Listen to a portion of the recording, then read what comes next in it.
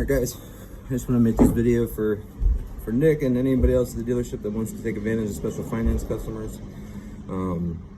This is a sheet that my uncle taught me how to use once I went and worked with him at Montrose, and he worked for Montrose for many years and now works for Sarchone.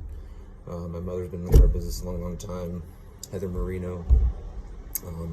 But I worked at Columbia and Buick Cadillac Chevrolet for many years, and as far as having a bad credit customer, you didn't run into it a whole lot, which you could say I was almost spoiled in a sense. But when I went and worked with my uncle in Montrose, I ran into special finance all the time. So I couldn't, you can't broom those people. You have to sell them a car and you have to make money on them. So my uncle showed me how to use this sheet, and I fell in love with it and I mastered it, and it made me a lot of money. And I did something in the dealership that nobody else was willing to do.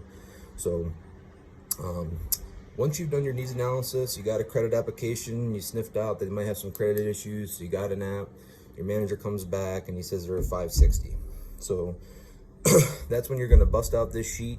You're gonna grab a pen, you're gonna grab a highlighter, felt tip pen that's bright colored, pen that's bright colored, whatever, because what you write, you want it to pop off the page. So I already kind of like went through and pre-wrote some stuff in, just because I do have it upside down and I can't really go back and readjust it to make sure it's in frame. So to kind of make it a little easier on myself, I kind of wrote it in here. So you come back to the customer, you say, all right, Mr. Customer, so my manager is making some phone calls to the banks. So in the meantime, I thought I would come out here and kind of give you a little bit of an idea how the process works with the dealership, the bank, and you as the customer. And a lot of dealerships won't do this. Either they're scared to, or whatever the reason may be, but I feel like I'd be doing you a disservice if I don't go over this with you. So to start, real simple and easy, I know a lot of people understand how this works. There's 4 ways to buy a car. You have cash, finance, retail, secondary, and buy here, pay here.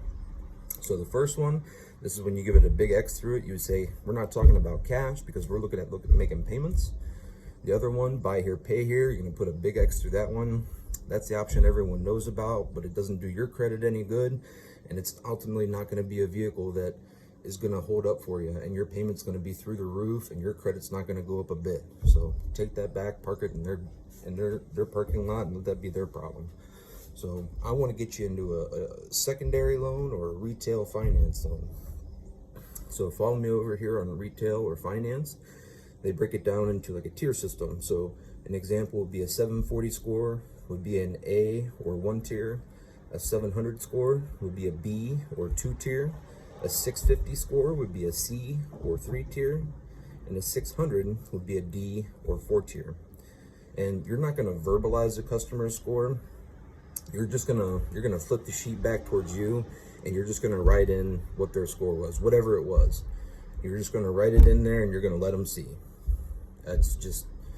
It's all to the effect. You don't want to verbalize your score, just write it down and let them see. You'll show them a risk base later, and they'll see if they end up walking away or they buy a car, which hopefully they do, but for now, you just want to write it, you don't want to say it.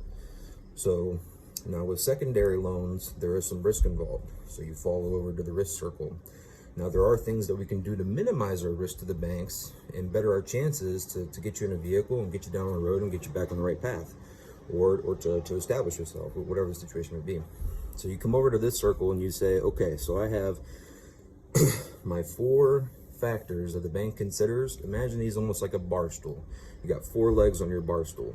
You got job time, residency time, income, and cash down. So you have your 4 legs. What happens if you lose a leg? You have 3, you might get a little wobbly, you could probably still sit, but if you lose 2, you're falling right over, right? And you gotta say right, and you get them bobbing their head up and down, up and down. So job time, you look at your application, you had 4 years on the job, that's great. Residency time, 4 years, that's great. Income, we sat down, we crunched out some numbers. I'm gonna get some pay stubs for you too, just so I have some extra ammo when I go to talk with my associates at the bank. And we're guesstimating it's about $2,000. We'll get with a sure figure once we start talking to them. And then cash down. Now, typically most of our banks require between $2,000 and $3,000 down. Perhaps you were thinking more? Oh, no, I didn't want to put any money down. Oh, no money down. And you could write in a 0. And you'd say, okay, So I got 3 good legs, 3 okay legs, but that 4th one, I really need it to be strong. And it doesn't matter what the other ones are, you always want the cash down leg to be the one that really needs to be strong. Put the emphasis on the cash down. So if the bank came back and we had the perfect car and they needed $1,500 down, would that be possible today? No. I would really be more comfortable with $500 today, maybe. Okay, 500 up to, and they're gonna look at you funny and don't say anything, just maintain eye contact, and you do the motion up to, and they'll go up. They'll say 800. Great. And if you really had to stretch, and then sometimes they'll look at you, some of them might be a little touchy because you just asked them 3 times, but if you can get away with it, go for it. And if they say 1,000, great, then you write that $1,000 down. But if they hold steady 800, say that's no problem, that's fine. You're gonna write $800 down, and then when you get your 4 square or your sheet, you're gonna go back and try to bump them again. So you write in your 1,000. So now you already know you're working with $1,000 down. You got your income, you got all that stuff. You're gonna come over to your new cars, or sorry, your inventory. So my inventory is made up of half new car, half used car. New cars are 2 muck and fudge, and I will put a big X through it. And that's always the one that gets them laughing. So we just had that difficult conversation about that 4th leg that maybe makes them a little uncomfortable, and then I followed up with something that makes them laugh. So then that brings us over to our used cars. So half of it's going to be cars, and the other half is going to be split between trucks and SUVs. So the average car payment is going to be between $350 and $450. The average truck or SUV payment is going to be between $425 and $599. Were you comfortable with being in that $350 to $450 price range for a car? No, I didn't want to go over $300. Or maybe they say, oh no, Gage, I wanted to be in a truck, man. I need to be in a truck. Okay, so, and then double down. So you're okay with being in that $425 to $599 range? No, I don't want to go over 300. At this point, this is when the customer is probably starting to come off the script, but don't lose track of them. I mean, double down and say, you know, is that truck really important? Do you tow? What do you tow? Do you use it for work? You know, ask those questions. And if they say no, and it comes down to they just want to have a truck, those are the ones that you can easily convince to go into a car. Maybe you have that right SUV that you can kind of wiggle them into. But, you know, you talk to them and say, you know, Mr. Customer, I work with a lot of people, and I see what happens. People get set on having those trucks, and they go out and they find it, and they're happy, and, you know, their payment's a little high, but they're happy, and then it has a problem, and then they don't have money to fix it because their payment's kind of high, and it's just not good. Have you heard that story before? Maybe you've been through it before.